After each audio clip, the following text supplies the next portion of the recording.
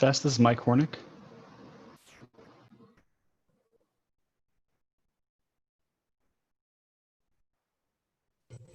Sounds good to me. Thank you, sir. I can hear you. Appreciate that.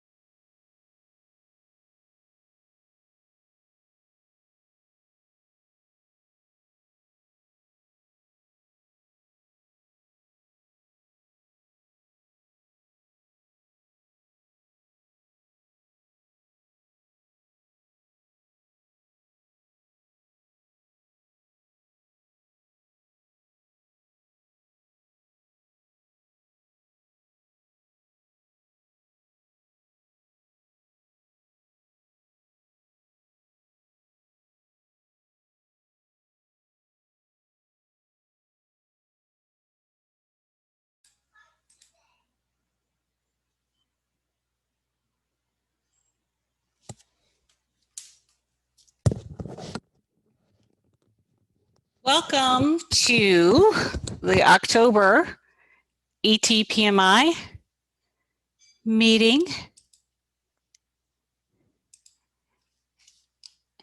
We have a special guest with us this evening to do our keynote because we're going to learn about Disciplined Agile. I don't know how many of you know anything about Disciplined Agile, but this is something that is new. That PMI has purchased the rights to provide, and we want to be able to learn more about it this evening. So if you have any questions about this session, okay, this session is going to be recorded so that we will provide this on YouTube. It is also worth 2 technical PDUs. So this is a nice session to attend. So Michael Hornick, you said, assuming no one can hear me? I switched my mic. I'm good. Thank you. You're good. Okay, excellent. All right, so I'm going to share my screen here with you so we can be able to review our agenda for this evening. Okay.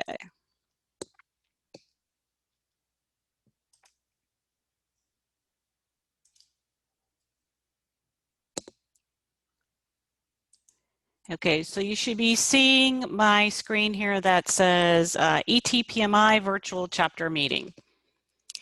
Okay, and the PDU claim code will be provided at the end of the meeting. All right, for 2 technical PDUs.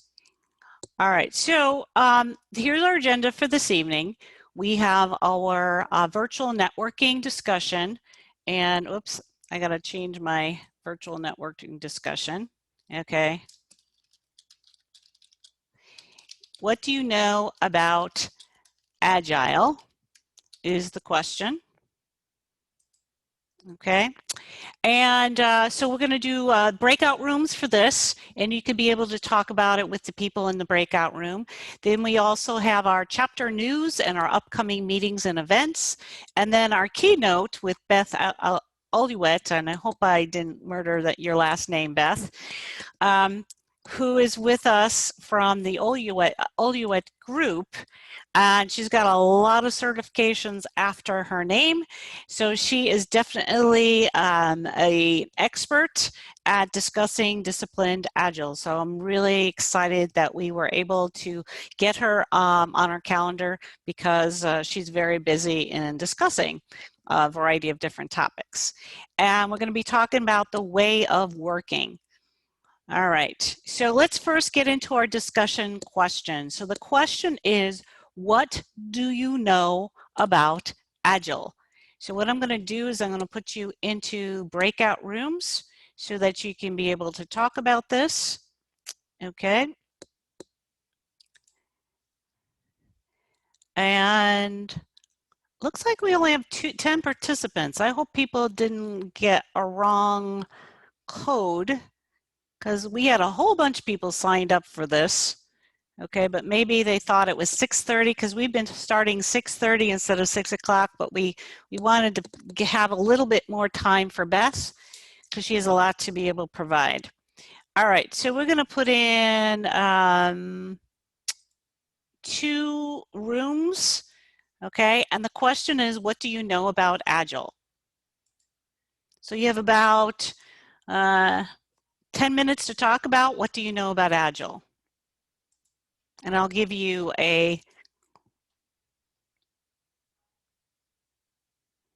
so make sure you join the room. Okay, so you can talk about what do you know about Agile.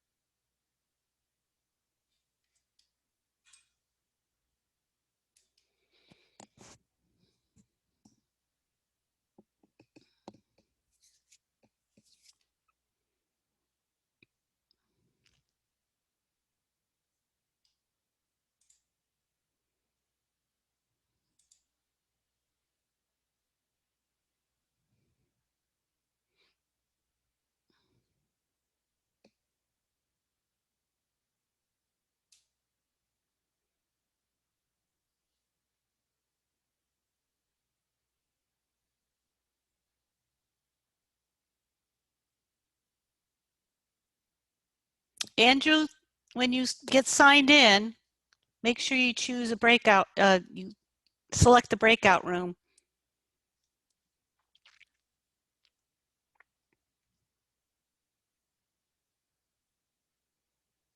Okay, Andrew White, you can be able to join the breakout room. There should be a message there on your screen.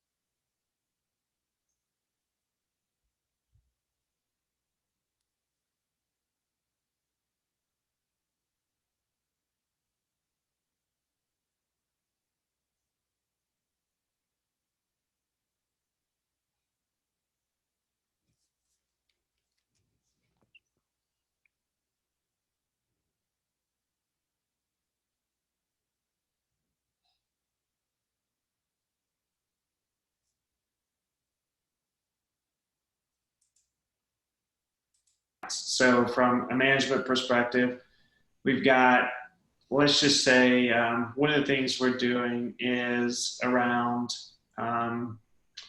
some standard operating procedures around how we deal with patient contracts coming in for our SaaS-based services. So with that, there's probably 12 streams or 12 sprints that we need to tackle, right? If you tackle that in a big project, you get tied up to a year. We can tackle that in sprints, sometimes in 1 or 2 sprints in 2-week increments, and sometimes beat down that process in a fairly short order period of time. That's my opinion of sort of what we do and sort of how we manage it. It makes people more accountable in shorter brackets, and then, you know, it's obviously it's your 20th job you're doing on top of everything else. So it allows you to do it in a focused amount of time and really get after it. But that's my opinion. Yeah, it allows you to constantly pivot and reassess priorities. Yep. And I think also, you know, my understanding of the PMP exam as you roll into January, it's going to be sort of a mix of Agile and Waterfall. So when you look at just your baseline PMP going forward, it's not going to be that traditional Waterfall perspective. It's going to be sort of a mix of Agile and Waterfall as well too. So it's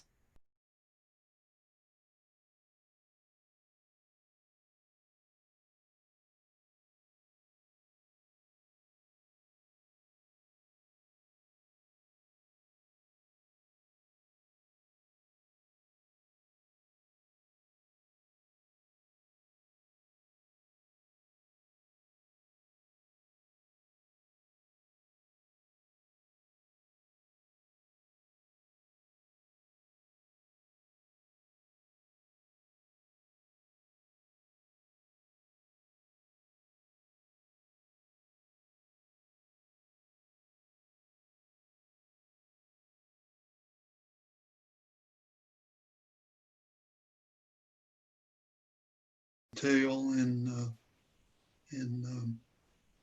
execution.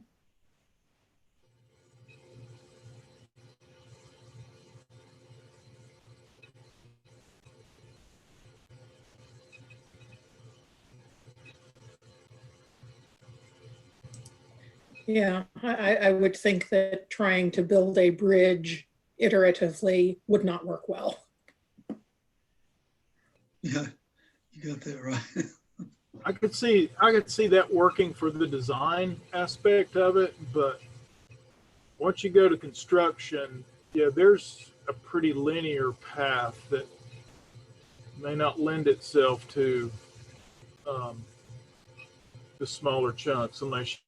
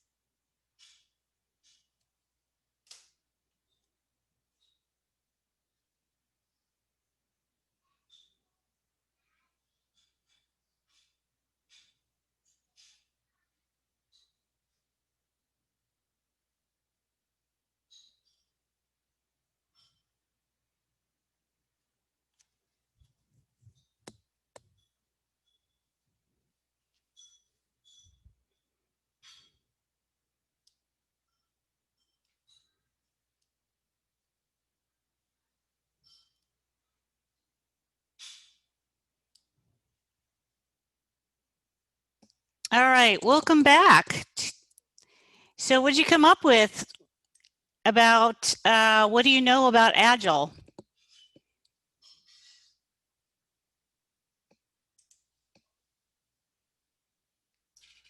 I'm probably not the guy to be the spokesperson for our group because I was the only one in the group that knew absolutely nothing about it. But we had a group. Most everybody had a fair amount of experience with it. I was interested to find out that it's being used on projects other than software projects, because that's always been my preconceived notion. Mhm. But a couple of folks are using it for infrastructure projects and for business change management. I think the consensus was they like the fact that you could take manageable bites and move through them quickly and accomplish something and move on to the next activity, and that you were able to reassess priorities and pivot pretty quickly, because you weren't trying to steer the Titanic. You were working with smaller, more manageable sub projects or activities. That's what I got out of it as a complete novice to the idea. Wow, that sounded really like a lot of information in a short period of time that you got out of it. So that's excellent. All right, so what's the other group? What did you come up with? I'm willing to volunteer to report back since I took notes, if that's okay with everyone else. All right. I guess it's okay. That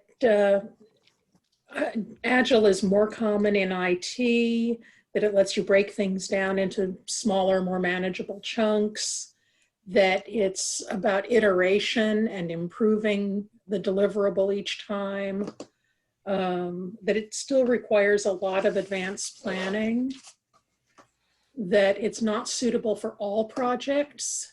You can maybe use it for engineering design, but perhaps not for, say, bridge construction. It's about the same duration per project, but because the milestones are smaller and closer together, the end users feel like they're getting more and are more involved. Okay.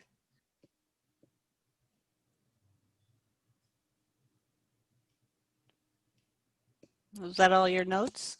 That's my notes. All right. Thank you for taking notes on that. That sounds awesome.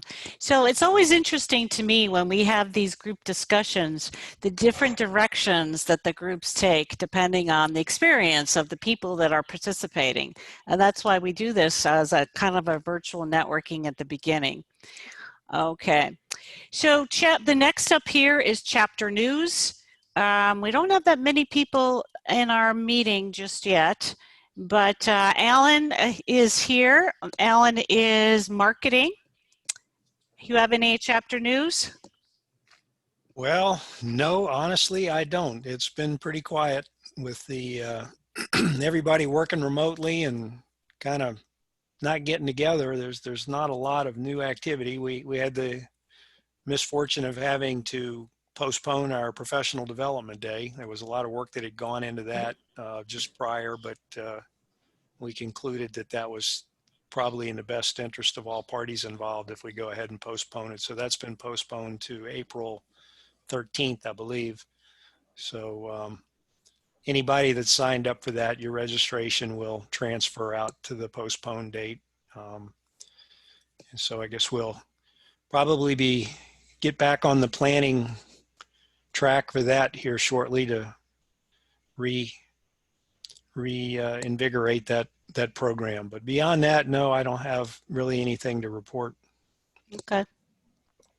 All right. And I'm just checking to see if there's any other board members here that have joined us. I don't see any other board members. Okay. As far as upcoming meetings, let's see. So any other board members? We are going to have elections. So there are a number of different positions that are open. Alan, do you know anything about the elections? When that's going to start being announced? I think the vacant opportunities, I believe, have been posted to the website by Rudy Escher, the Vice President of Volunteers.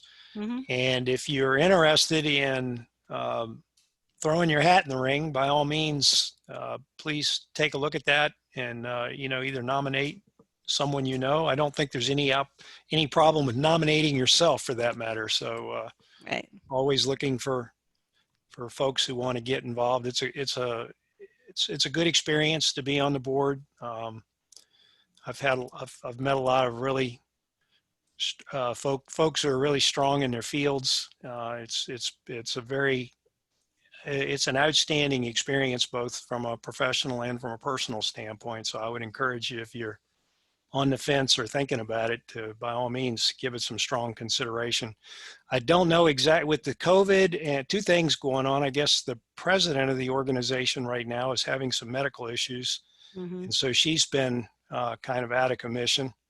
And then with COVID, obviously, we're doing everything remotely. So things are moving a little slower than would be typical, and the information's a little harder to come by. So unfortunately, that's about the extent of the update I can give you at this point.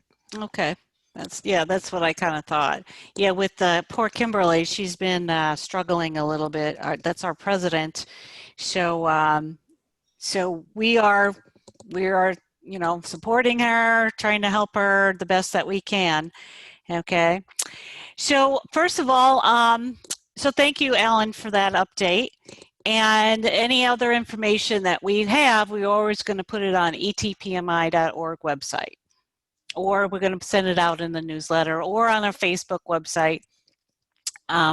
You'll see additional information. All right. So is there any new members or visitors here today?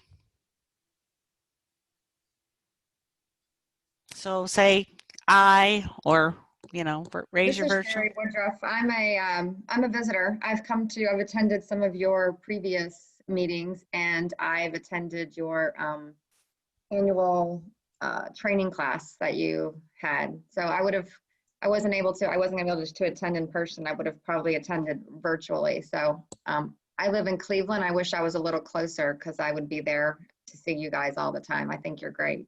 Oh, thank you. Thank you. I'm glad you keep on attending. All right, excellent. Any other new members or visitors? Yeah, hey, this is Leanne. This would be my first time joining one of these calls. I'm here in Knoxville. I'm in the software firm, sort of a big startup here. So. Oh, great. What software firm is that? So it's called Verana Health. It's based in San Francisco, and they acquired a company here in Knoxville called PYA Analytics last year. So okay. They now have an office in Knoxville. Hey, great. Also, if anybody, so if your company, Leanne, or any companies that are hiring project managers, or if you're looking are you looking for a project manager? I think they've got an open position. Great. Yeah. If you could put that in, how to find out about that in the chat box, that would be great. Because I know somebody contacted me who is a ETPMI member. He was going to attend this session today. He is definitely looking for a PM position. Okay, I can look for that info. Okay. Yeah, so if you put it in the chat box, that would be great. If anybody is looking for project management work, or has project management work, this is the place where we want to make sure that people can attend and do some virtual networking. So any other new members or visitors?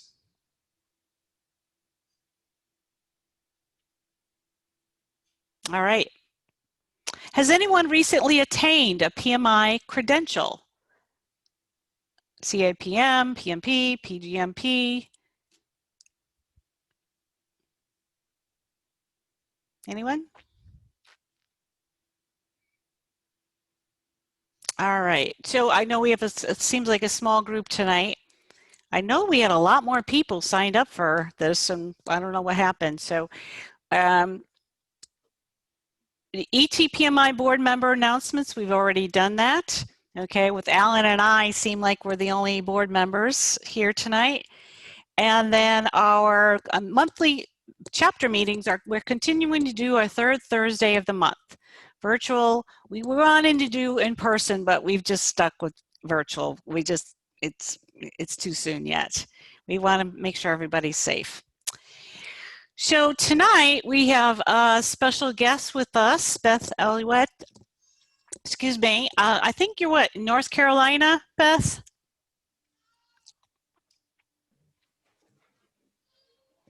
if I remember correctly. South Carolina. South Carolina. I know it was one of the Carolinas. Oh, very close. We're not that far away. Yeah, because we were talking about your lack of your accent, right? Like, so, and she's going to be talking about disciplined agile way of working. Now, I don't know anything about this. I don't know if anybody else knows about that. This is a new standard that's being provided by PMI, and I was on a networking session, and I was like, oh, we need somebody to come and talk to our chapter about this because we haven't had anybody talking about DA at all at our chapter. So, you know, I reached out to Beth and I'm like, come meet Beth, please help us. So this session is being recorded because we do want to be able to learn more about Disciplined Agile in our chapter. Okay, we've just kind of gotten a slow start to it. So in November, we have Dr. Jerry Wood from Lindsey Wilson College. He's going to be doing a case study in risk management. So this is going to be a little bit different of a session.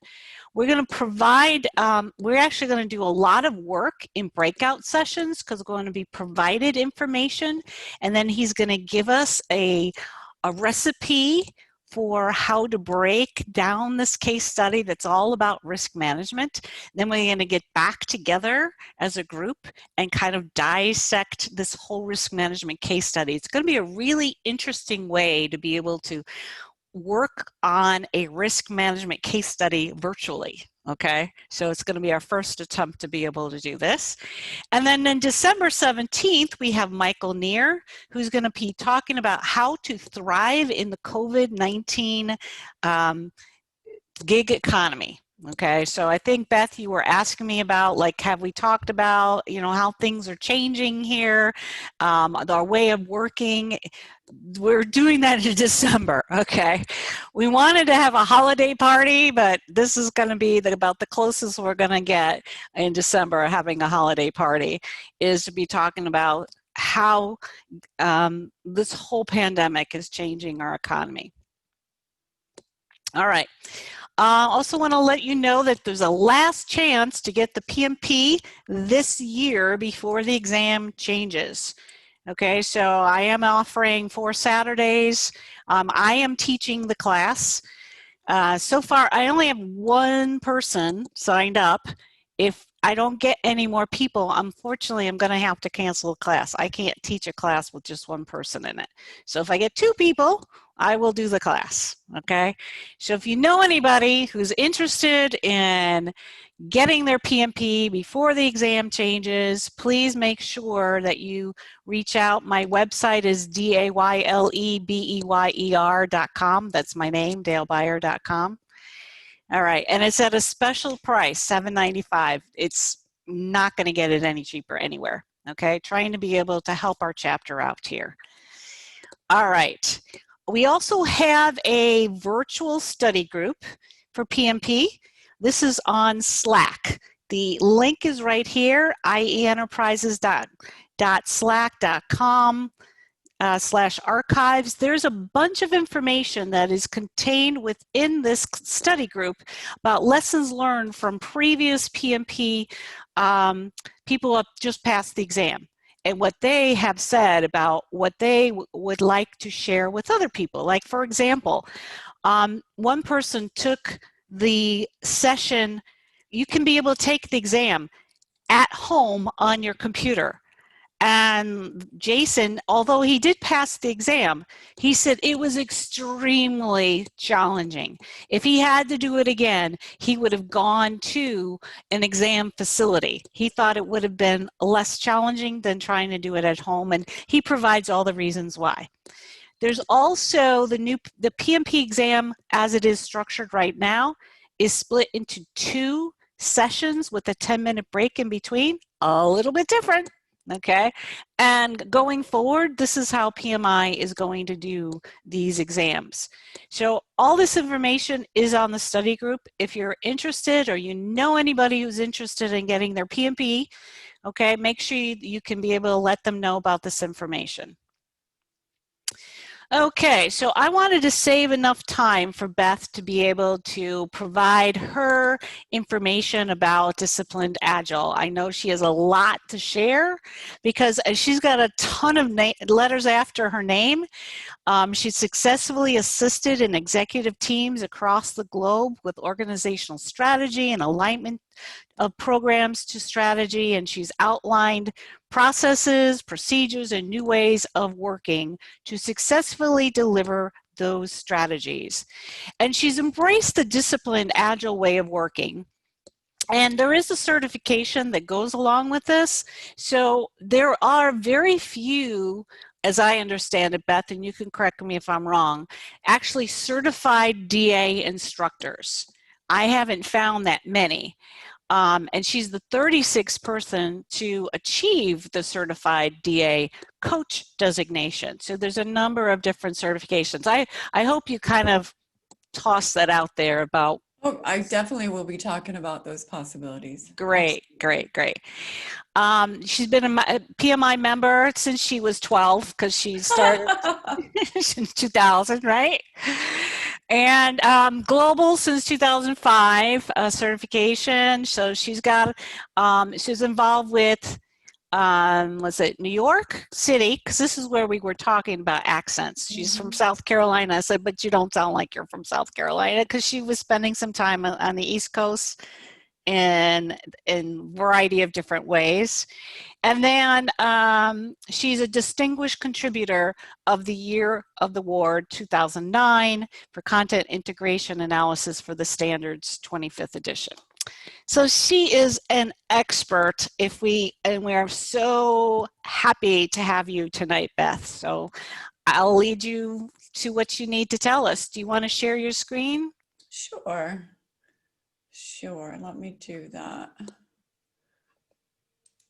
All right, so in just a few minutes, it's going to make your screen stop sharing, just so you know that. All right. So can you guys see a pretty blue screen? Yes, we can. Cool. And I want to make sure I open up the text chat.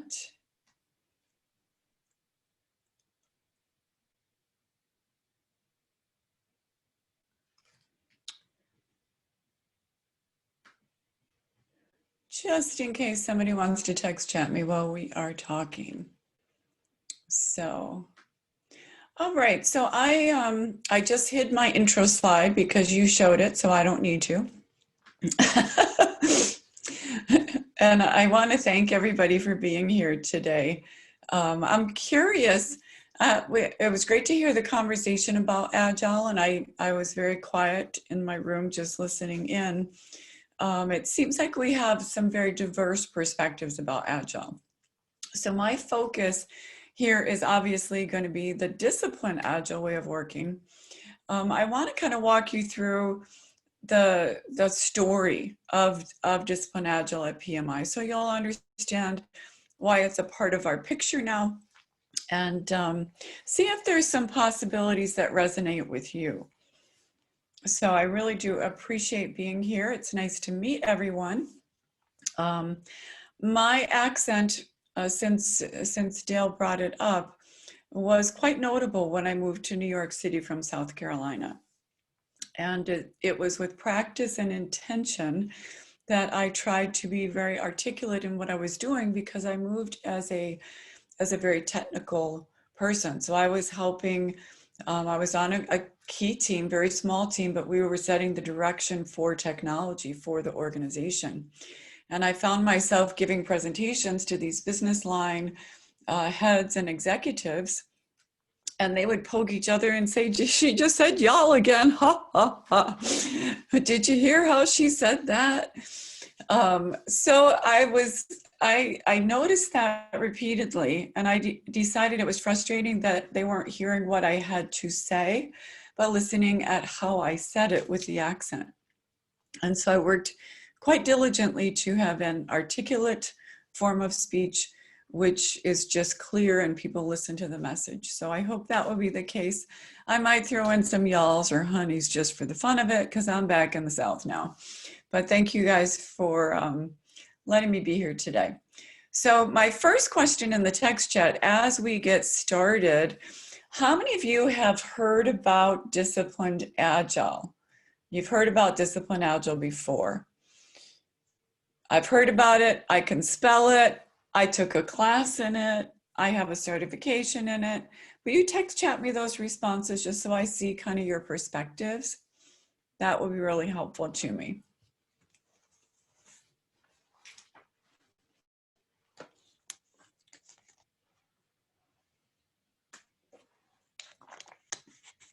So we got some right in a class right now, so that's cool. Heard about it, studied a little bit of Agile for the PMP. Okay, great, video. Okay, so I'm gonna take you into so Sherry, you're a certified Scrum Master, so you're gonna understand some of the language for sure. I'm gonna take you into really how Disciplined Agile could be a possibility for your careers. I've gotten several emails over the last couple of days from folks who shaped my career. Things have changed tremendously for a lot of us over the last several months. And so is Disciplined Agile a possibility? I believe it is, but by the end of the presentation, you'll decide if it's something for you, and that could be a possibility. So this is what we're going to cover. It's very, very comprehensive. And Dale, I just want to double check we are recording this, correct? Yes, we are. We are. Okay, perfect. So today's agenda, a little bit about the background and the acquisition, how you might consider approaching your Disciplined Agile journey, and I'll share my personal story with that. Really, what is it? What's the value proposition? How can it benefit individuals and chapters? And then I'm going to bet you a non-fat grande skim latte from Starbucks that you've already applied some of the Disciplined Agile in the last 6 months. So we'll see how that turns out. And then we'll talk about how you could get started and what's next. So as long-term PMPers, or PMIers, how many of you are PMPs, have a certification? Text chat your certifications just so we can get a flavor of those. Whether it's a PMP certification, a certified Scrum Master, a Scaled Agile framework, they all count. All right, so lots of certifications. So if you've been around Project Management Institute, you've seen how they evolve over the years and they grow the portfolio. So on this slide, of course, we've got the project management body of knowledge. I think we're pretty familiar with that. And in fact, I was just talking about the PMP prep. Brightline was acquired and partnered with. We just saw, possibly you saw the TED Talks. So the partnership with TED. Well, in the fall of last year, they purchased Disciplined Agile. And Disciplined Agile came with it this wonderful book that I just put up here. And this was the book I studied for my certifications because that's what was out at the time. And very shortly thereafter, there was a rebranding of the Disciplined Agile brand. So this is what it looks like now. And a new Choose Your Wow book. And so this was added to the portfolio of the PMI family because they saw that a traditional waterfall approach was great in many cases, and we had some huge opportunities to bridge the gap with an agile mindset and with an agile approach. And so Disciplined Agile was brought into the PMI family. So I want to share with you the journey. Agile is a really interesting thing, and I appreciate the question that was posed in the networking time about what do you know about Agile? What is it? And I heard conversations about what it is and could we use it, or is it not for us because of the type of project, or maybe we could use pieces of it on pieces of the project. And so when we think about Agile, when you start to look at it and do some research, it is hundreds, if not thousands, of tools and techniques and practices. And there's Scrum, and there's Extreme Scrum, and there's Extreme Programming, and there's Scaled Agile Framework, and there's Lean. And it's a little overwhelming. It's a little overwhelming. There's some practices that overlap. There's some that have gaps. There's advice that's conflicting. There's certifications that are specialized. And it reminded me of when the Leadership Institute meeting for Europe was in Rome.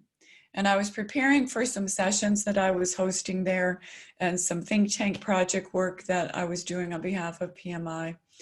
And there were so many things to do and so many places to go and different places to eat food and the art and the architecture. And I kept asking people and they would tell me all different answers. Take the bus, it's best, you'll see everything. No, you should take the train system, Beth. The stops are all at the great places. You have a few steps, you can walk and see everything you need to. And other people said, no, you need to take a combination of them. Other people said, just walk. It was confusing. And I think if you're just starting out on an Agile journey, it can be confusing too. So what I did with Rome is I asked my friend Walter. Walter lives in Italy. He'd been to Rome many, many times. He knew we were coming. We were working on a project together.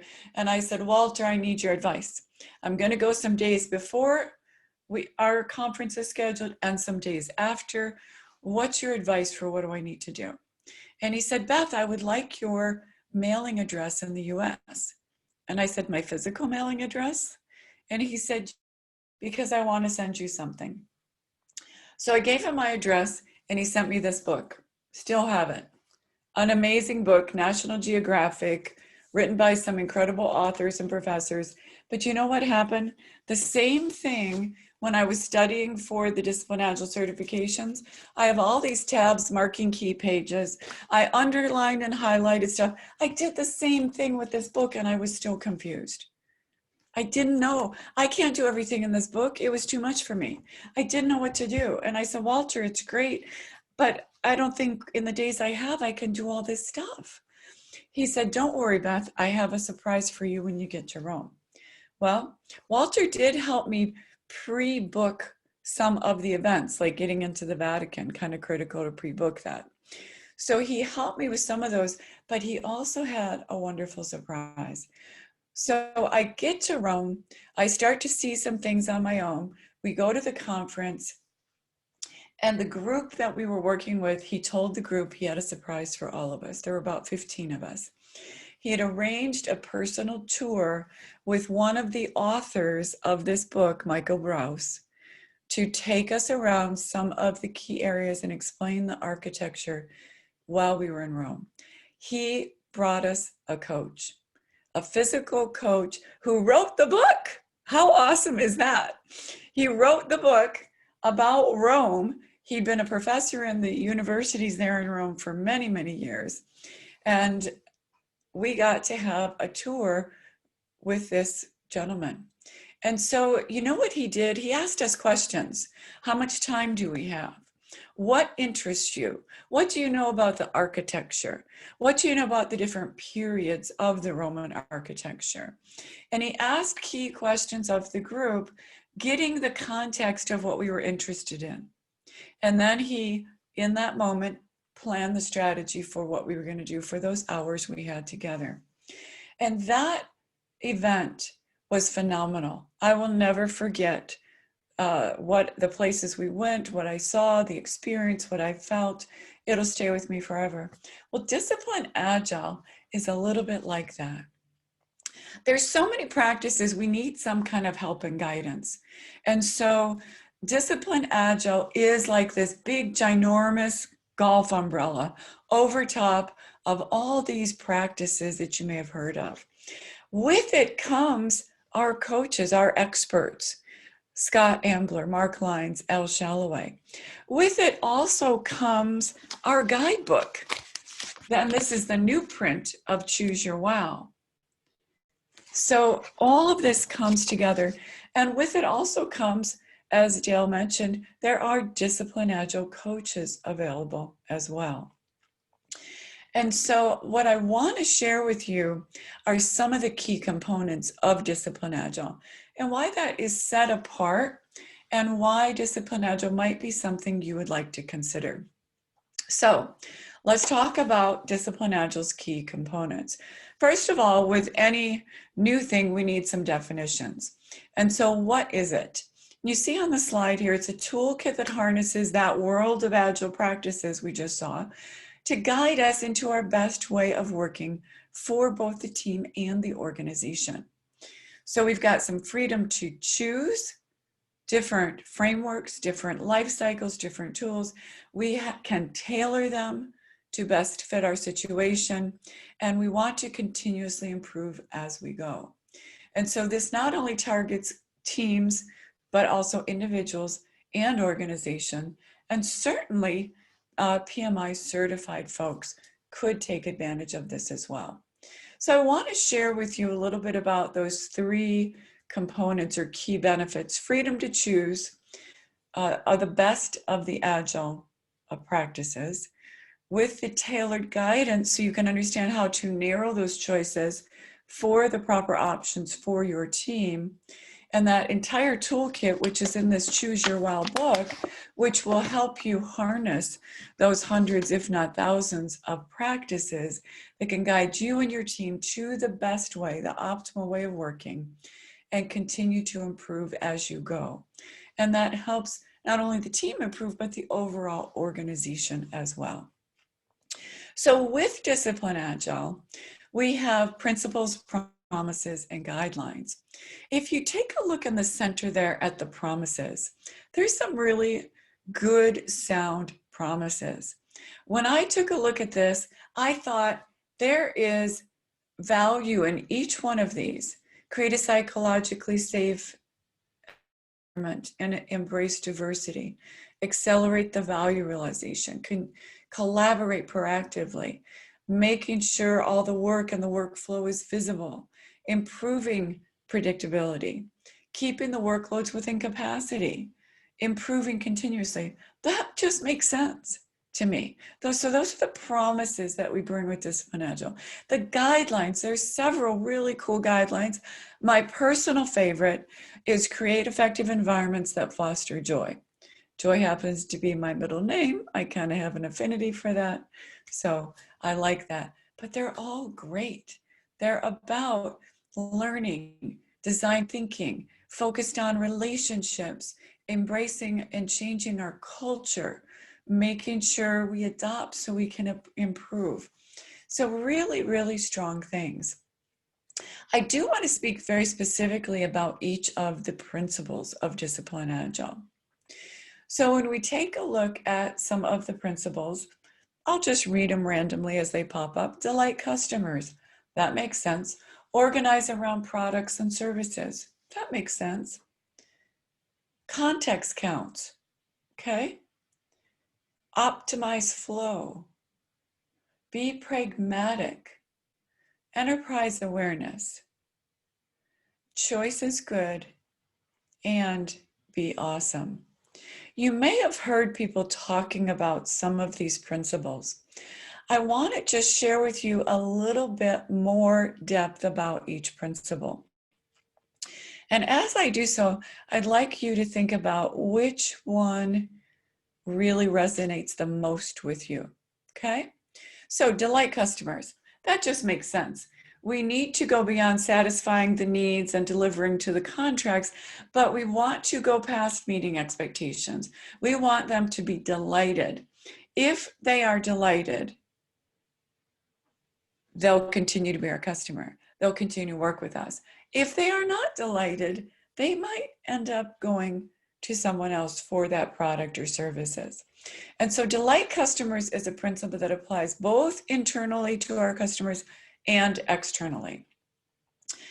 Context counts. Every person, every team, every organization is unique. We face unique situations and these will evolve over time. And so the implication with context counts is that we might choose a way of working that makes sense today with our current context and the challenges we face, but it will evolve over time as our situations change. Being pragmatic. Our aim is to be as effective as possible and to continue to improve. To do this, we need to be pragmatic to adopt Agile, to adopt Lean, or even traditional strategies that might make sense given the context within which we're working. And so we want to be pragmatic. Choice is good. This is all about choosing your way of working. And so the context-driven, pragmatic approach will help us to make the best choices, analyzing the trade-offs in our choices so that we can deliver the best results in the best time frame for our customers. Optimize flow.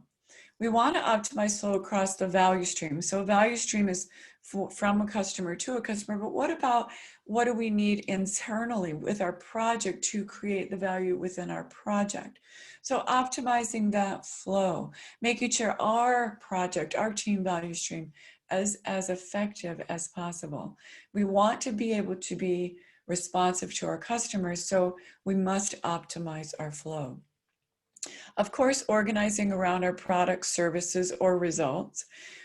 We have to make sure we're focused in on those outcomes, those deliverables, and those work streams that deliver value. Again, thinking about customers as both internal and external, but we want to organize around that product, service, and offering so that we can be very focused on what we're delivering and make sure everyone is clear and in agreement. Enterprise awareness. Very, very important. We don't operate in a team within a vacuum. We have to be aware of all the other components around us. And you'll see another slide later on that really talks about all those components that might need to be considered as we're choosing our way of working. So making sure, are there organizational roadmaps, feedback loops? Are we contributing assets back to the organization? All of these things, of course, are important with enterprise awareness. And I skipped over the one everybody loves the most, be awesome. So be awesome, that sounds great. Striving to be the best we can be as individuals contributing to the team and as a team working collectively, and then as a team within the organization. So there's some commitment and promises we need to keep to hold up that principle of be awesome. So considering these 8 principles, I encourage you to think about which one resonates the most with you of the 8 Disciplined Agile principles. Would you text chat your answer? Which one? Sometimes it's hard to pick one, so you can pick 2 if you'd like.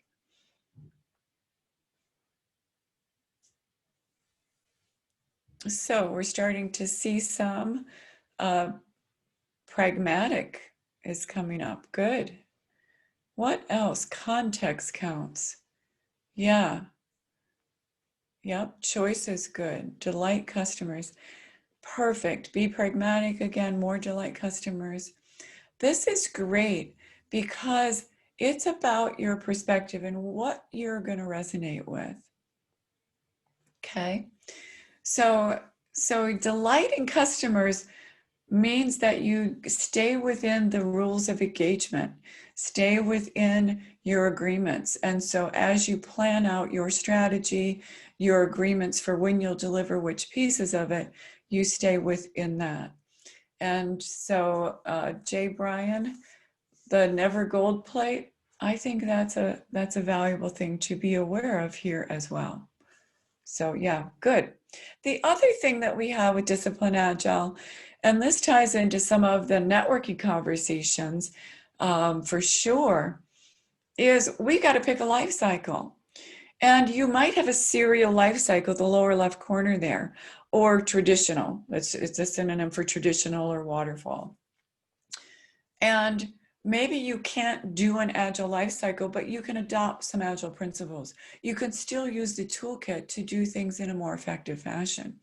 So you still can consider how can Disciplined Agile help us improve what we're doing. Agile, continuous delivery agile, lean, continuous delivery lean.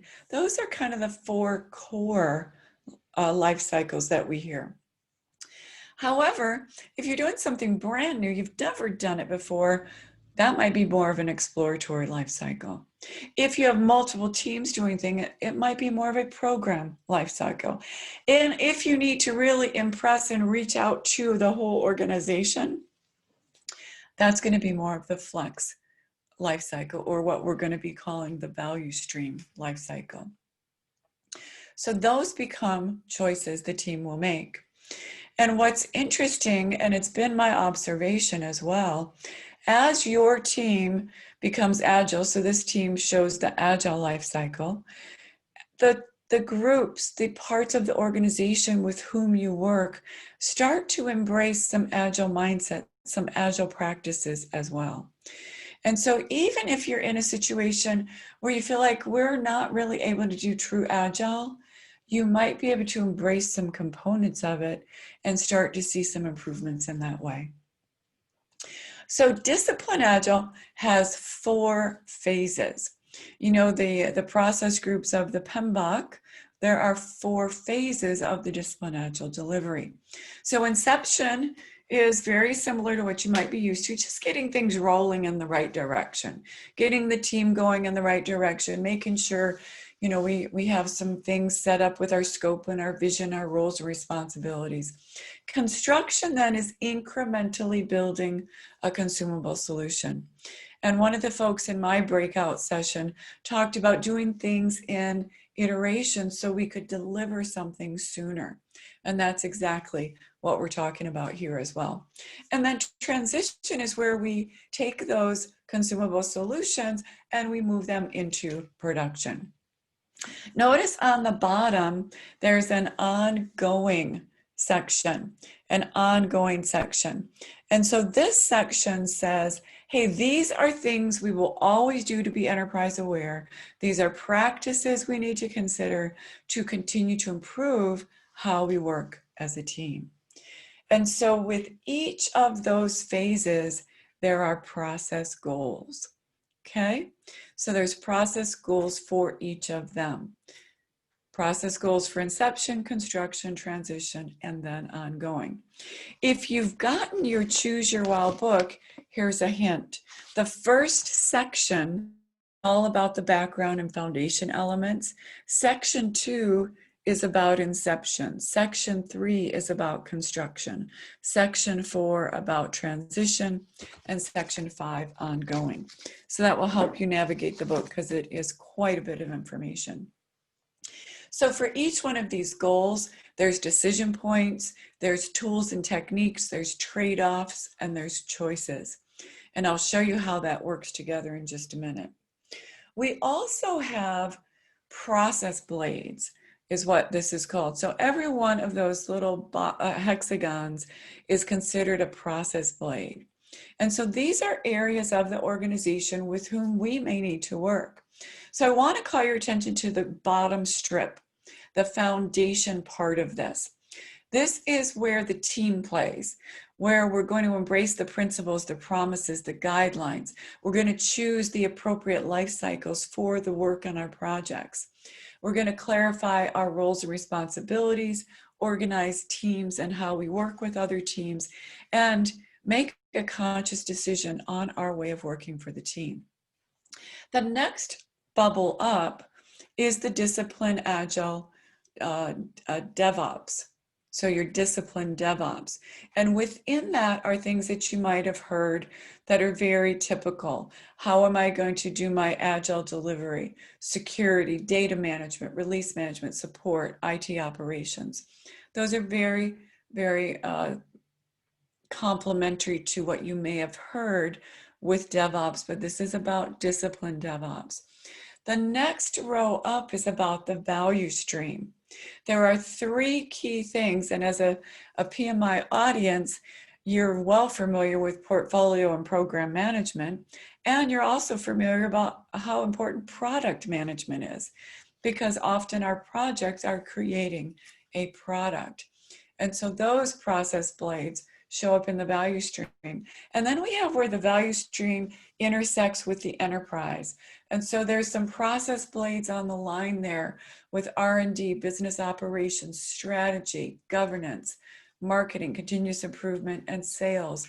And then on the the biggest bubble on that square onion are the enterprise areas that are impacted. So enterprise architecture, your people management, information technology, asset management, organizational transformation, finance, vendor management, legal. And so when we decide what we're going to do as a team, we want to consider these other process blades because we might need to be very intentional about our communications and how we're going to work with these other parts of the organization. And so the first section of the Choose Your Wow book goes deep into each of these process blades, talks about what it is, what are the connections, what are the ramifications. I want to share with you now just a little mini session on how you might choose your way of working. And so we start with analyzing the context. So there are so many tools available for the Disciplined Agile Toolkit, so many tools, and it's a little bit overwhelming. So we want to be very mindful about how we choose which goals we want to focus in on. And then based on the goals, we go through the decision points and we decide which tools and techniques will be appropriate for our way of working for the team at this point in time. So on the far left side of the slide, you're looking at a tool that helps you analyze a little bit more about the context.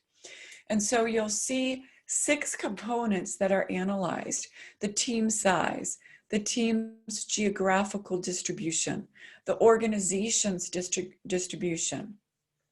Are there compliance-related issues? And this goes from none to life-threatening. Are there technical complexities? As a person who grew up in IT, a lot of times the projects I was asked to be on were brand new. Nobody's ever done this before. And so more technical complexity would be there. And the domain complexity, that's about the business itself. How complex is that? And so the Choose Your Wow book gives you a way to assess these areas of complexity. Based on the results of this, we would go back to all those goals that showed up in our 4 phases and pick and choose which goals make the most sense for us to focus in on. And we wouldn't pick them all. We'd pick about a half a dozen, because if you pick them all, you will never get to them all. So you pick some that will help as successful as possible. And so what you see in the middle is develop common vision. So that's one of the goals in the inception phase of Disciplined Agile.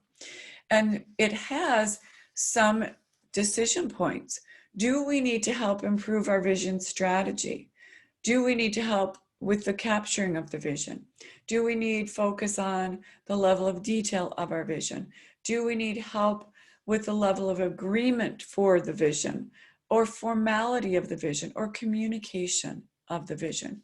So we would take a look at the context, and based on that and our understanding of our project, where we need to be and where we stand with the vision, we would select one of these we need to focus in on.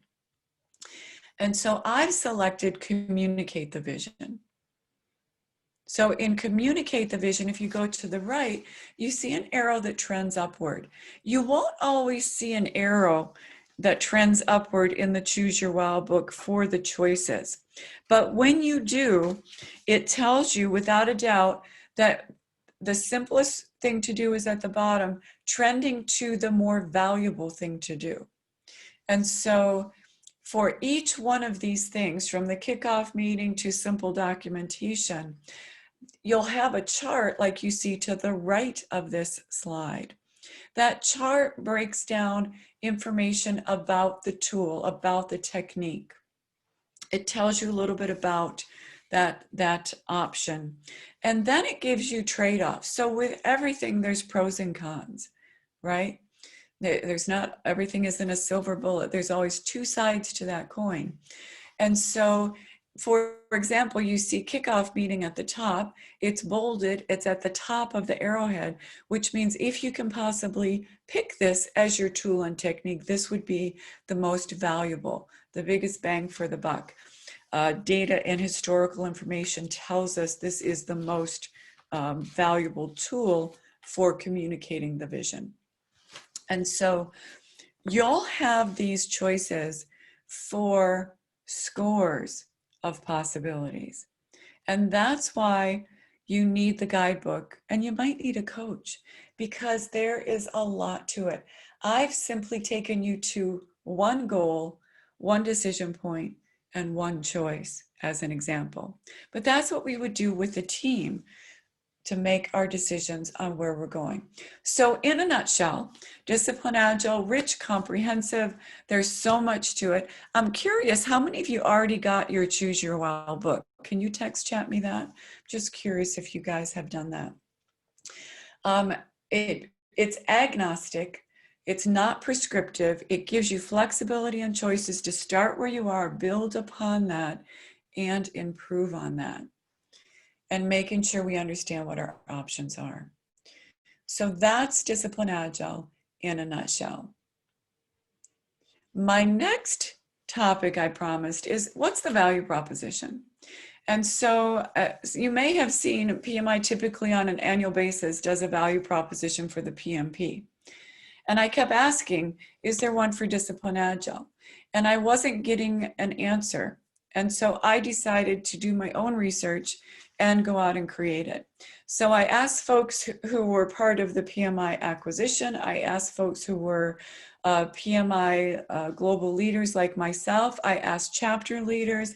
I asked people who had been in my prior project management classes and clients. I asked people who were in the Disciplined Agile practice. And I asked people who were Disciplined Agile coaches as well. So it was kind of a straw poll sort of, but I asked a lot of people with that diversity. And so here is what we came up with. There are 9 value propositions. So as we go through this, I'm going to ask you, and Dale, I have that information, by the way, so on a slide, so I'll show people how to get to that. So as we consider our value propositions for Disciplined Agile, there are 9. Disciplined Agile value to you. The first one is it's applicable across industries and countries. I've chosen 4 different pictures to represent where Disciplined Agile's been used.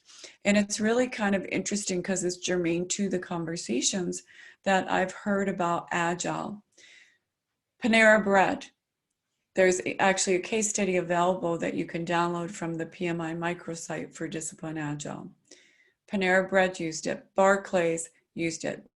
Companies used it in an organizational-wide transformation, not strictly with technology. The company on the lower left used Disciplined Agile to reshape their data management, governance, and strategy. And then manufacturing firms. And I've personally worked with manufacturing firms who are applying Agile in manufacturing.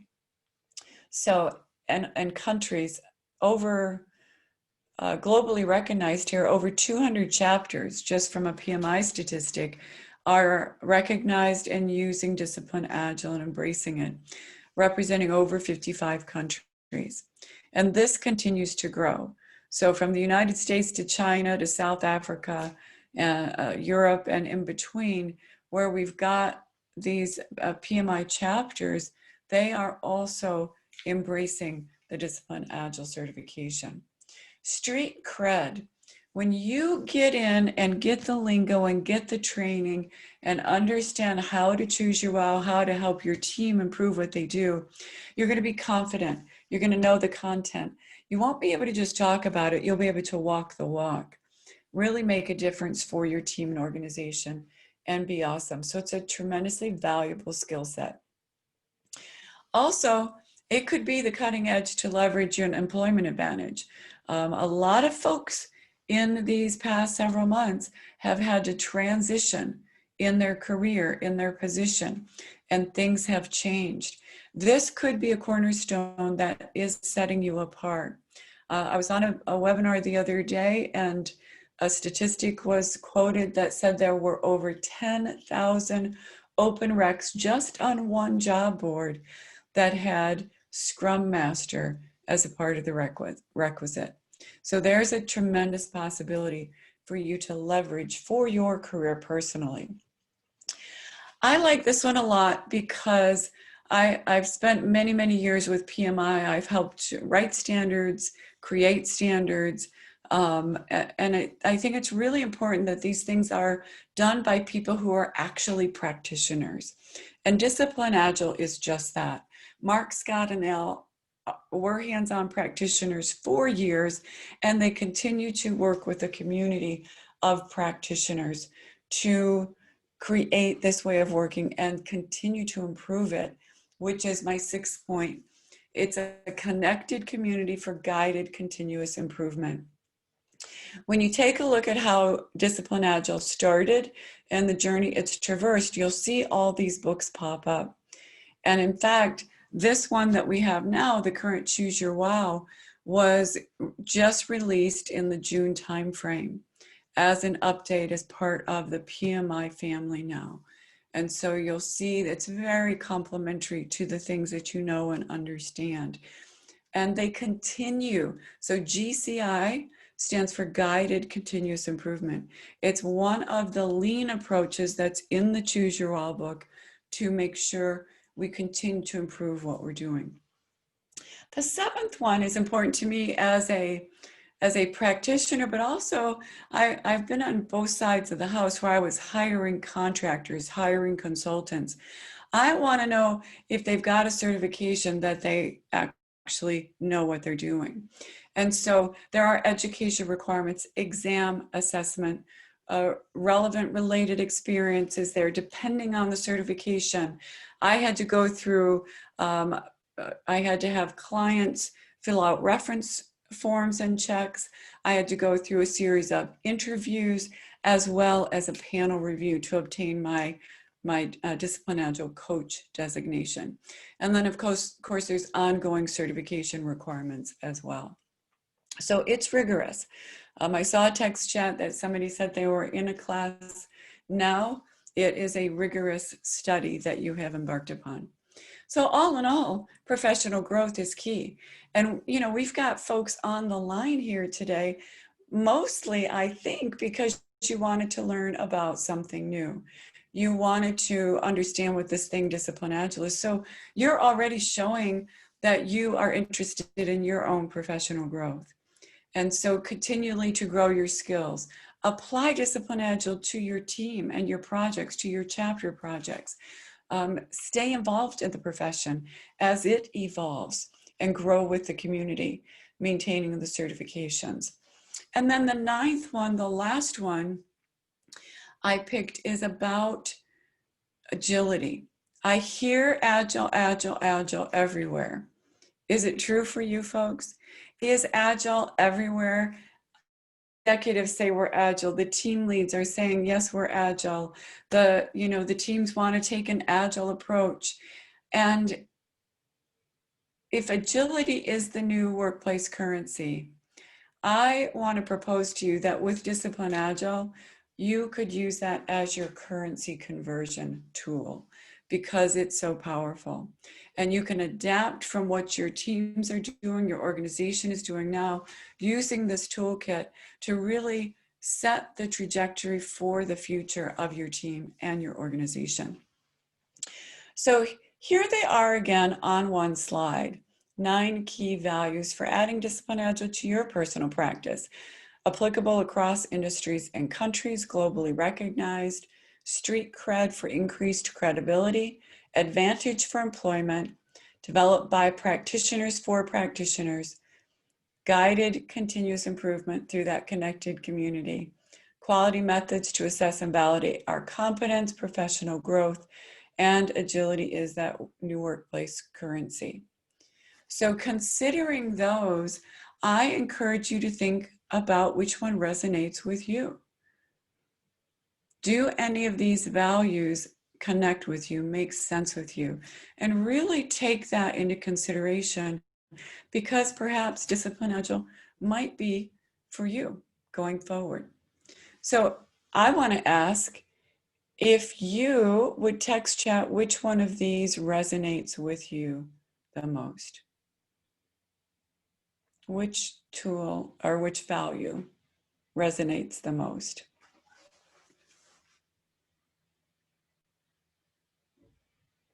The text chats are coming, I think. There we go. Cool. Okay, thank you guys for that. It's a very personal answer because it's about where you are in your career. It's about where you want to go next and what resonates with you. Great. So I want to call your attention to how can Disciplined Agile benefit the chapter? So benefit the chapter. We've seen value propositions for the individual. We've seen what Disciplined Agile is, but let's talk very specifically about what's the value to the chapter. There are very specific member benefits for Disciplined Agile. And one of those member benefits is, in fact, that you can sign up for the Disciplined Agile newsletter free of charge. Just pop over to disciplinedagileconsortium.org. Anybody can sign up for it. You also, if you are a PMI member, you can go online and download the Choose Your Wow book as a PMI member benefit. And so you'll get that electronic version of that, which is kind of cool. Career growth. We've spoken about career growth and how important it is, but now we have an enhanced certification program. We have a program that focuses in on the Agile modalities and possibilities with different levels. And we also are starting to see new partner offerings, and there's more on the horizons that will be just for the chapters. So let me talk to you a little bit about the certification. When we think about certifications, I never thought about Shuhari before, but Disciplined Agile takes this Japanese approach to learning for the stages of learning in Disciplined Agile. And so the first one, Shu, is really that initial beginning stage of learning. And that initial stage is about following the rules and building a strong foundation and just learning. The second stage is about that intermediate or next stage of learning, where you've got that good foundation, but now you're stepping away, you're breaking away, you're reflecting, you're kind of having that tug of war, really asking questions. You're wanting to understand a deeper range of information and knowledge and wider range of strategies. And so that's more of an intermediate stage of learning. And then the re-stage is really the master stage, the advanced stage. You're becoming the rule. You're extending and improving techniques and sharing and helping others as you do. So I put a couple ideas for how these could show up for you with your stages of learning. So right now, everybody could be at the Shu stage of learning because you're learning about Disciplined Agile. You didn't know much about it before. You jumped onto this webinar and now you know what it is, why PMI got it. You know about some principles. You saw some value propositions. We walked through how to choose your way of working for vision. And so you're in that beginning stage of learning. You could call yourself a Disciplined Agilist, continue learning. That second stage though, that's when you're going for the Certified Disciplined Agile Lean Scrum Master or the Disciplined Agile Senior Scrum Master. The more advanced stage is one that I've taken on as well, which is the coach stage of learning. So since Disciplined Agile has been with PMI, there have been a lot of conversations about what is the journey? What does the certification look like? And this was literally just released a week ago. Just a week ago. So if you're interested, this is not a step-by-step path. These are choices that are available to you. We see the ACP, Agile Certified Practitioner, still on the certification journey, still a good certification. You see the Disciplined Agile Scrum Master. If if you had taken a Disciplined Agile class before October, you might have earned a CDA, Certified Disciplined Agilist. That is the new name for the CDA. So you need to take a course. You don't have to have any requisite experience, but you can take that course, study, prep for the exam, and become a Disciplined Agile Scrum Master. The next one that you would have to do after, so the ACP and DASM, your choice anytime. The Disciplined Agile Senior Scrum Master, you could take if you have no certifications, but you have experience with Agile. So you've got at least 2 years of Agile experience with those modalities of Agile. Could be Agile, could be Scrum, could be Safe, could be Lean, Kanban, but you've got Agile experience. You can study up and prep for, take this class and get your Disciplined Agile Senior Scrum Master.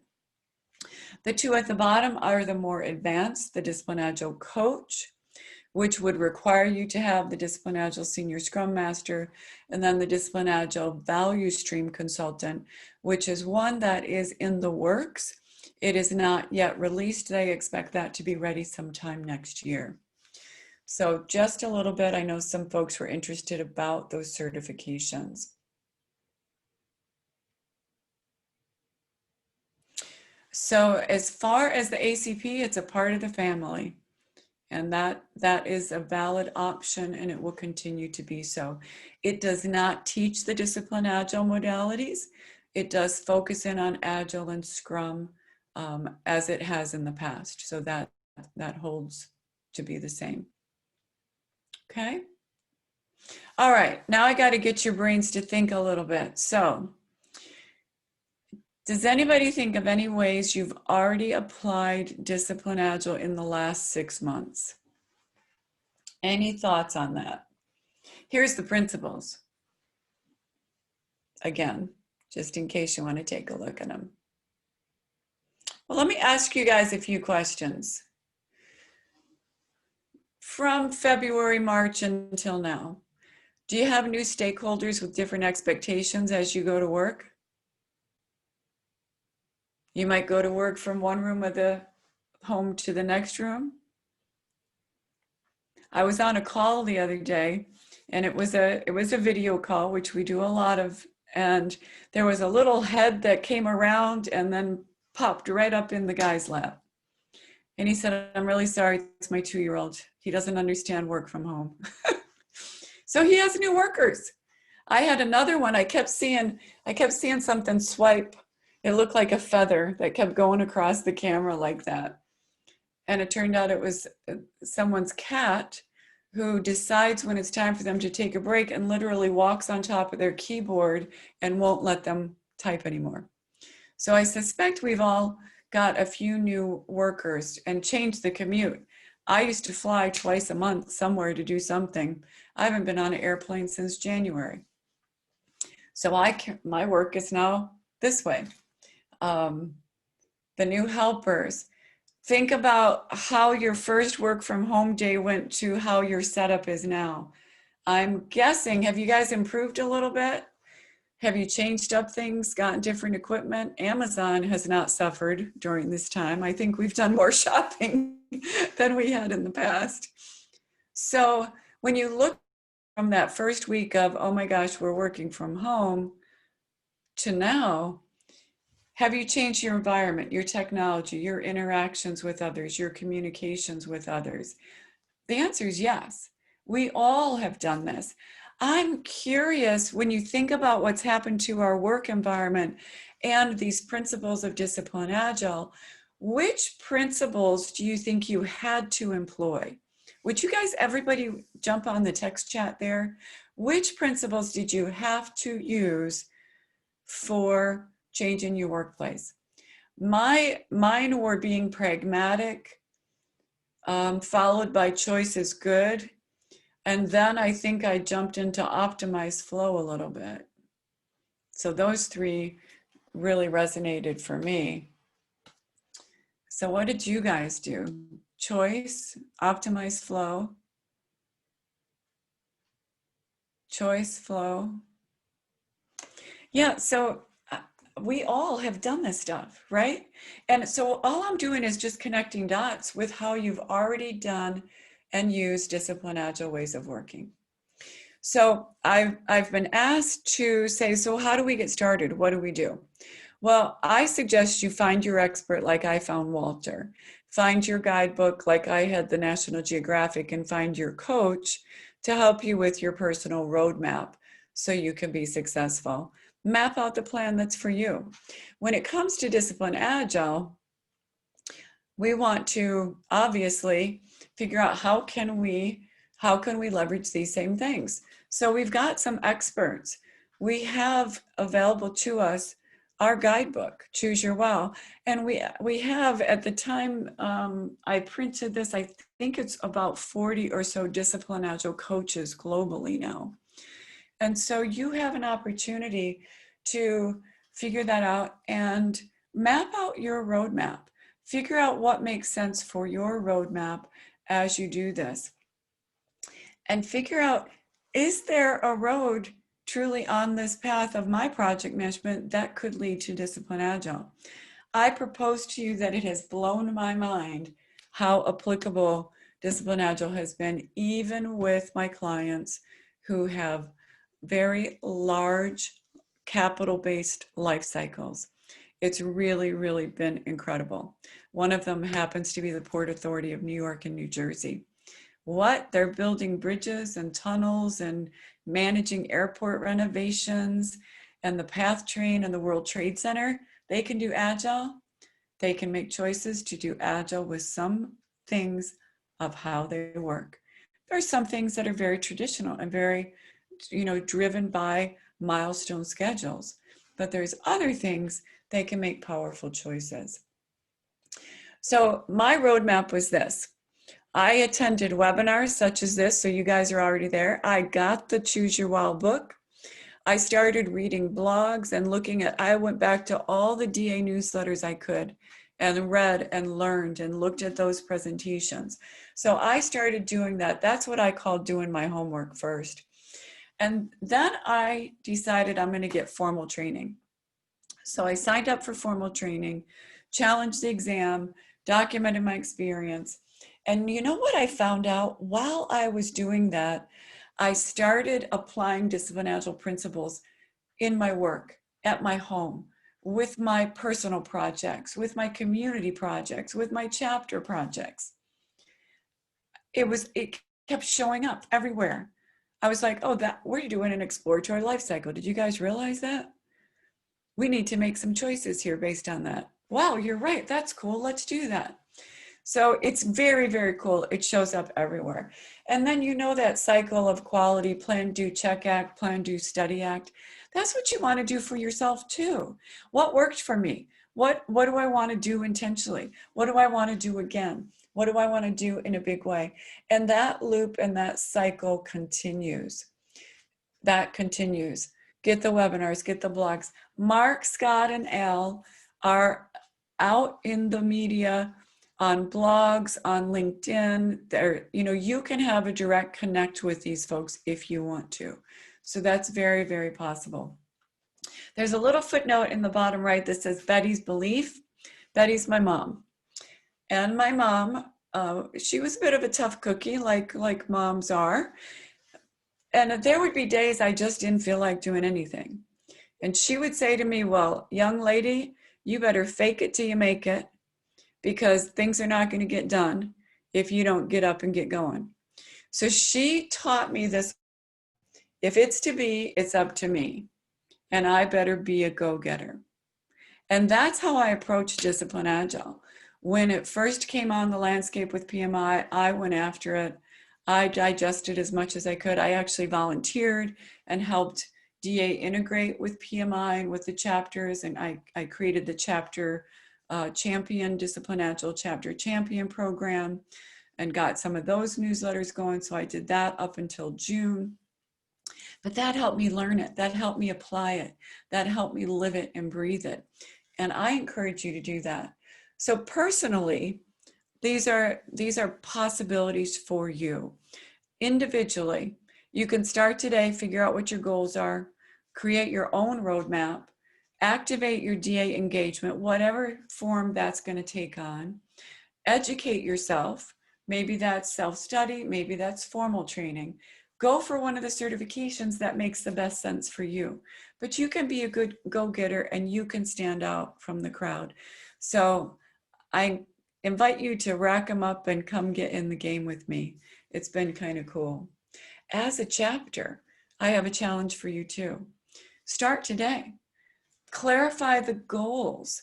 As you are creating your annual plan, can you, through your roadmap, add Disciplined Agile milestones along the way for your community, for your chapter, and encourage that engagement? So the DA consortium site's available. Also projectmanagement.com Discipline-Agile is a microsite they're building out with lots and lots of assets and valuable things available to you. Maybe a deeper dive, a workshop into, the principles or life cycles or how to choose your wow. We're actually doing some chapter workshops where they're doing their professional development day online, and we're doing some workshops with case studies and then how to choose your wow. With presentations from some of the other GA guys. Scott Ambler is going to do a presentation with one group, and I'm piggybacking off that, and we're going to go in breakout sessions and do workshops and learn how to apply the tools to choose your wow. So you guys could do some of that stuff too. You might want to bring in formal training for your chapter. You might want to leverage training and collaborate with other chapters, but you can apply a Disciplined Agile way of working to even how you do your monthly events as well. And you can stand out from the crowd and buy those pink sneakers and wear them and let people notice you're different. So that is what I had for you tonight. I wanted to leave you with this slide that has the links on it. So the PMI.org Discipline-Agile is where you can go to the microsite, and it's there once you log on that you can download the Choose Your Wow book electronic version. Also the Disciplined Agile Consortium.org is where you can sign up for the Disciplined Agile newsletter and get access to that. I have two sites, the Ouellette Group, but my site, magida.com, is where I focus on the Disciplined Agile practice. So you can go there and learn a little bit more about it as well. So that's all I had for you today. I tried to answer the questions as they came in the text chat, but let me just scroll back. I think I did address most of those questions that were in the text chat. Do you guys have any other questions? You're welcome to. I think it's still a kind of a friends and family group here. If you want to text chat it or unmute, Dale, how do we want to do this session? They could text chat it if they are more comfortable with that, but it'd really be nice if we could be able to see and hear your question. Sure, so that would be great. I have a question for you, Beth, is about that DA champion program for the chapter. I don't quite understand that. What would we need? So the Disciplined Agile Chapter Champion Program, if you reach out to, I think Sarah Maxwell is your chapter partner. Yeah. If you reach out to her, she'll be able to give you more information on it. It's a program that we set up in October, November, because chapters were hearing about Disciplined Agile and they wanted to understand more about it. And so the presidents of all chapters globally were invited to name a chapter champion, and it's an appointed role, not a voted, it's not a member of the board, but it's just somebody who's got some Agile experience. They're interested in bringing Disciplined Agile to the chapter, helping to facilitate that information for your chapter. And so when I was the global volunteer setting up the program for chapter champions, from November, December, January, February, March, April, May. So there are 7 newsletters that went out to the Disciplined Agile chapter champions. And if you've not been a part of that, You might want to get those newsletters in order because it really gives you like the story and the evolution of things as you go. But there's always a gift for the chapters. There's presentations available. There's podcasts available that we give out. There's webinars that they were available to attend, but then they were recorded, so you have those to play back. So there's just a lot of information that's available to chapters just to help come up to speed and grow the chapter knowledge base on Disciplined Agile. So that could help you. Okay, great. Cool. Thank you for that. Anybody else?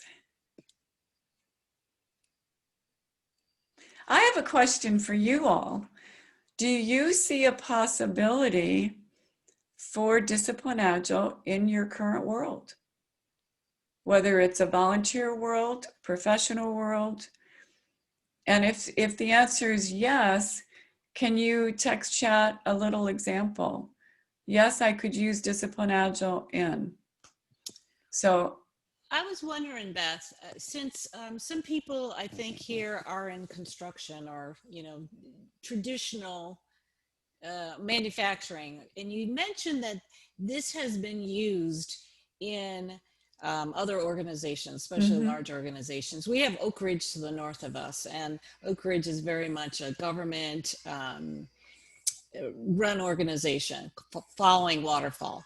So can you give a specific example of how an organization would use the Choose Your Wow? So from, do you want me to pick a type of organization? Yeah, maybe, like you said, there was case studies that were done on, large organization like construction or something like that.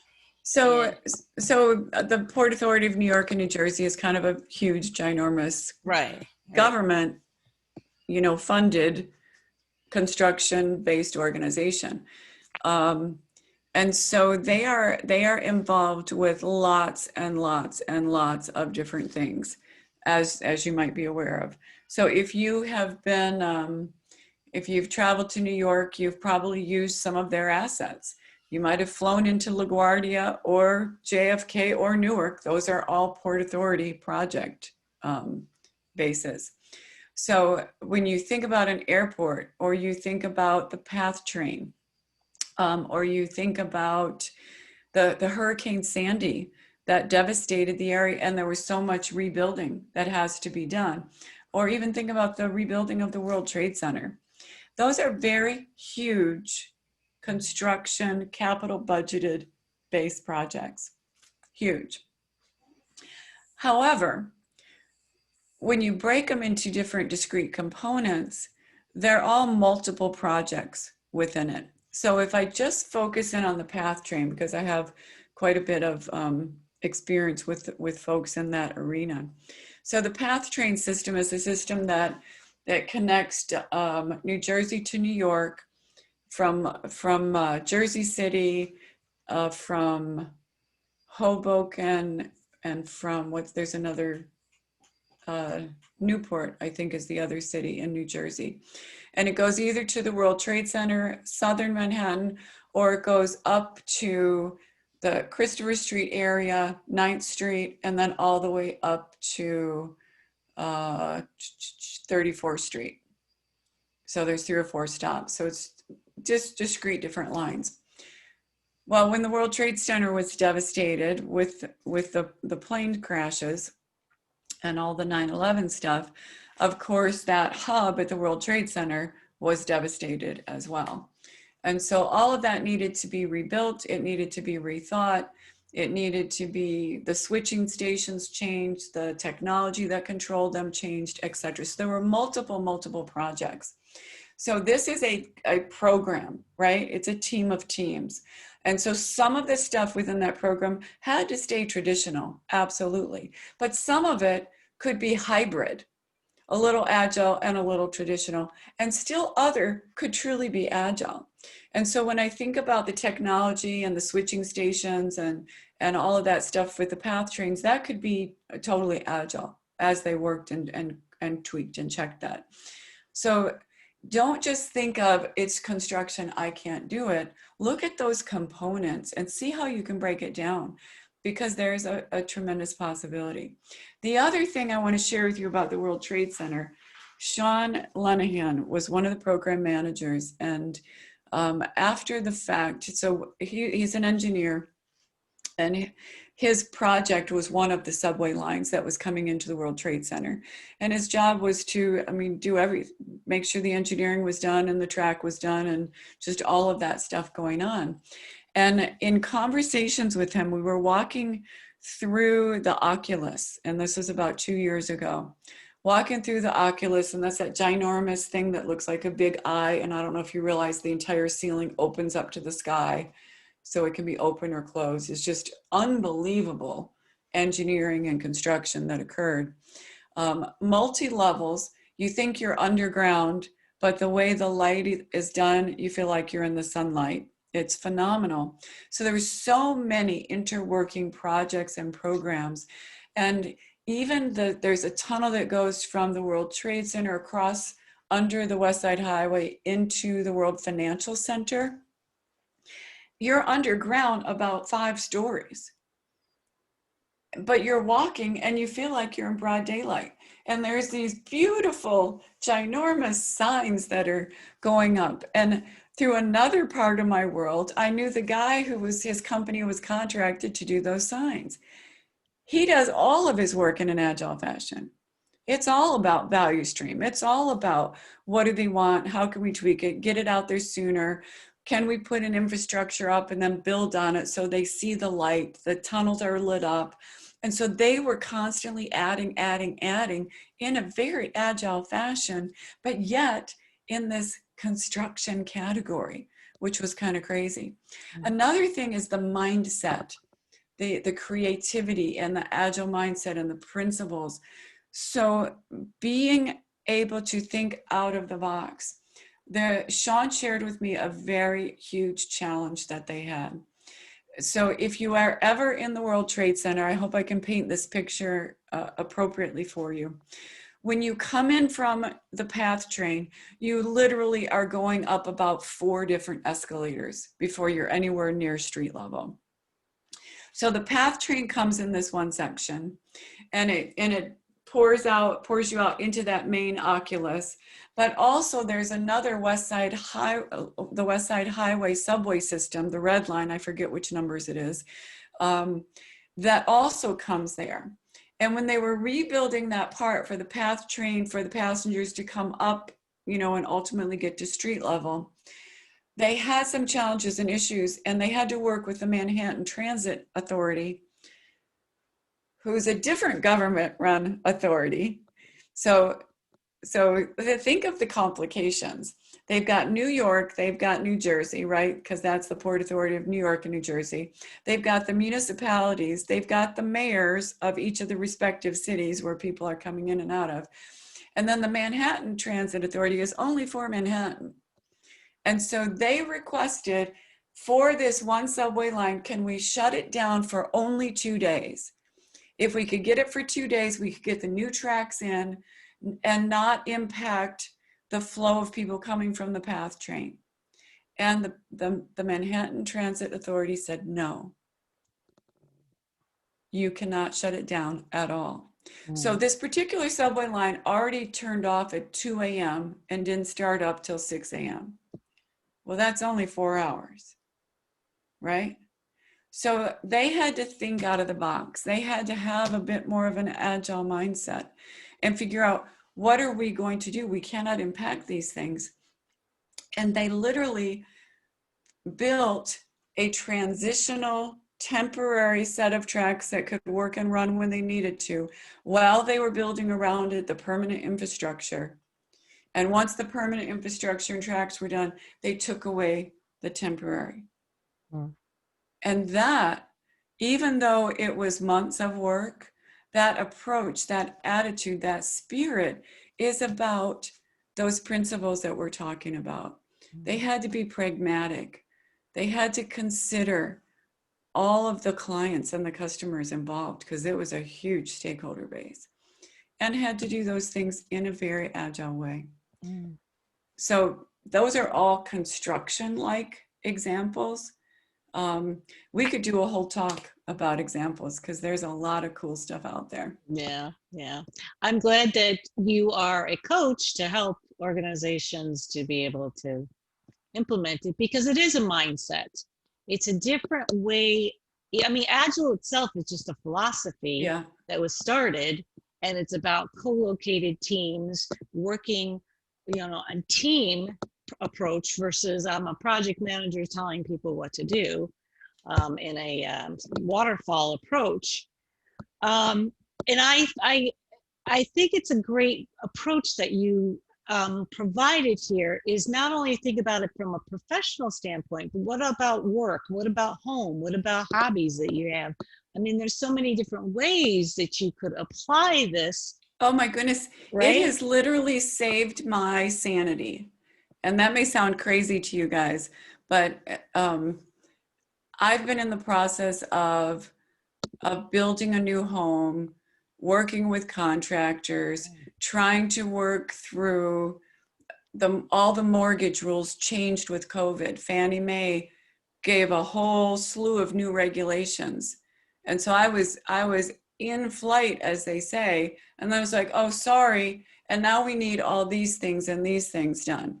Try to order furniture right now. I ordered furniture months ago with anticipation for, being able to move into a new place. I can't get my furniture. Mm-hmm. So I've had to say, okay, what can I do? I look at my backlog of list of stuff to do and working with contractors and finishing stuff. And I maybe wanted to do it differently, but no, here's all the stuff that needs to be done. Can I focus in on the window treatments? Can I focus in on, let's get the color and the decor and the throw pillows. I can get that stuff done and I don't depend on these other things. What can I get, some work done on the outside of the home while I wait for other things? So I've had to change my attitude, and I love a plan. I'm a project manager in my DNA. I get that from my mom. I love a plan, but I had to say, wow, I have to consider the context. I have to be a little more pragmatic, and I have to make some different choices, or I would just get stuck. And so really, really interesting to see my personal behavior evolve because of this new skill set that I'm truly using on the daily basis. Awesome. Truly. Awesome. So Jay Bryan has a comment here. It says, I found that while earned value is extremely important, I need something at the lower level that moves faster and allows for quick changing scope. It doesn't result in major cost or delay impacts, for sure. I took parts of DA, Lean, and Scrum, but still borrowed the work package approach from the waterfall to divide work, but allow for agility. I love that. And that's what you're doing. You're taking a look at the context of where you are and what makes sense. And what is most urgent and where do I have time? You still got to plan the work. And if you do it in work packages or if you do it in user stories, we don't care. Mm-hmm. We care what the team wants to do and how will they be most effective and how will they be most motivated to be successful. So that's really, really cool.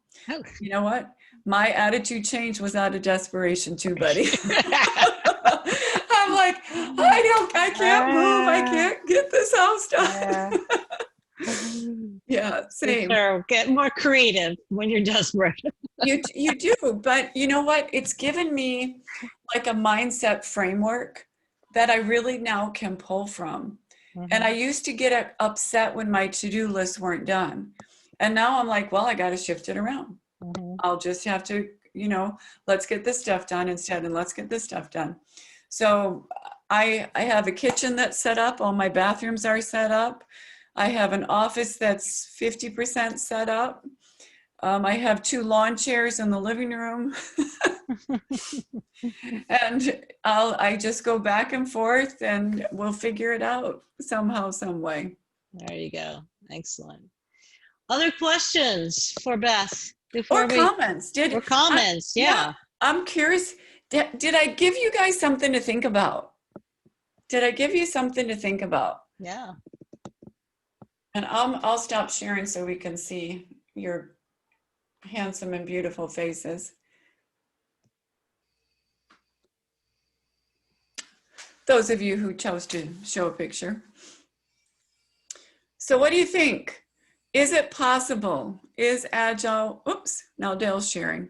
Yeah, I Is just have to Agile provide the possible? claim code before I forget. So Is it possible?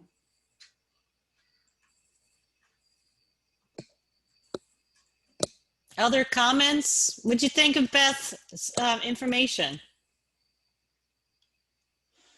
I bet they're all going to say it was awesome. Of course. That's a principle. Yeah. So I would like to offer to the group, I just text chatted my Magi DA email. I'd like to offer a 15-minute mini DA mentoring session to the first 5 people that email me. If you're, of course, if you're interested, you'll email. If you're not, you won't. So, Okay. cool. Thank you guys. Thank you, Dale, for hosting me. I'm happy that I could be with you. And now you'll have to say you've heard of Disciplined Agile. Yes, and I will post this on YouTube, on our ETPMI YouTube chapter, to make sure that anybody who has not will be able to hear about it as well. So I'm glad we were able to record this session. Yeah. Any other final comments, questions for Beth? Dale, will you make sure I get a link to your YouTube channel? Absolutely. Awesome. All right. Are you guys Tennessee Vol fans or not? I've got my T-shirt. Oh, I got on. a big yes, yes, yes. You, I've all got- right, I'm seeing some of the shirts. Got it. All right. All right. So Janet says, I work for UTK, but I'm not a big sports fan. But, you know, around here, people wear orange on Saturdays. Well, and my nephew went to Clemson, so orange is a favorite color down here too. All right. So, awesome. Well, thank you guys. I appreciate getting to know you. It's been my pleasure. All right. Well, have a great rest of the day. The wrong color orange. Yeah, what's that mean? That's because it's a Clemson orange, not Clemson orange. Okay. That was great. You guys have a great evening. Thank you so much. All right. Take care.